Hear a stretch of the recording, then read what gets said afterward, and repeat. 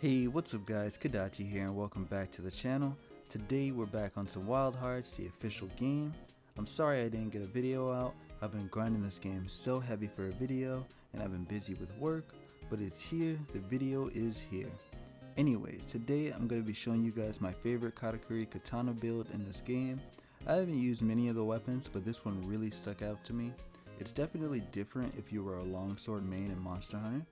The katakuri katana can deal out multiple hits and dish out some heavy damage, so let's see what makes this build hit so hard. Now before we start with the armor, I just want to say, I love this game, but one thing I think they messed up on was the armor. I'd say there's not much variety in the other sets if you're looking for a damage build, but hopefully in the future it gets better. I'm not going to go over the armor perks simply because every YouTuber has been using just about the same armor sets. The weapon perks and the weapon of choice are really where it's at.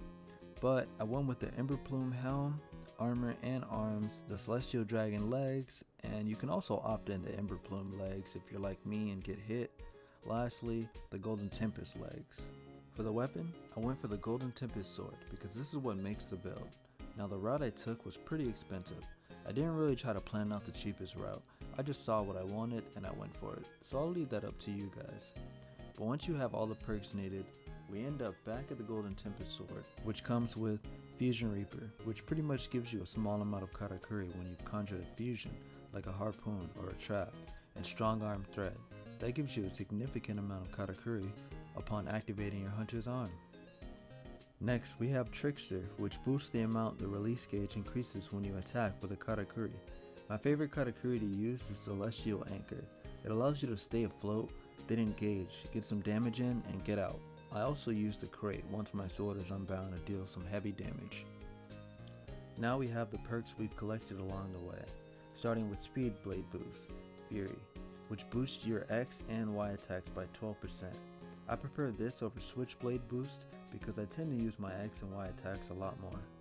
Next we have Manifestation Release, which greatly boosts your attack while unbound, but lowers the timer you have your unbound ability, which I think is good for a quick chunk of damage.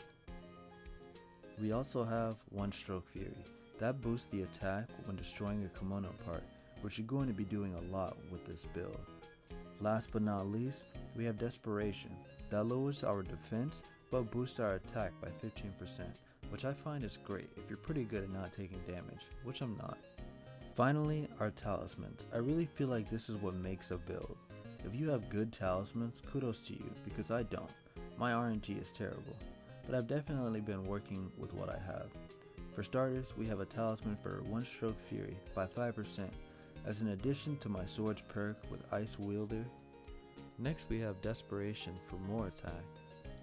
Then we have Final Blow for 5%, which lets you deal more damage when a kimono is knocked over. Next we have our weapon specific talisman, Kaleidoscope, for 20%, which I find is very helpful for keeping your bar when say the kimono is running away and you're chasing. It's just very helpful. And to top it off, we have a 10% to Destruction Art to break some parts. These are going to be your stats once this build is complete.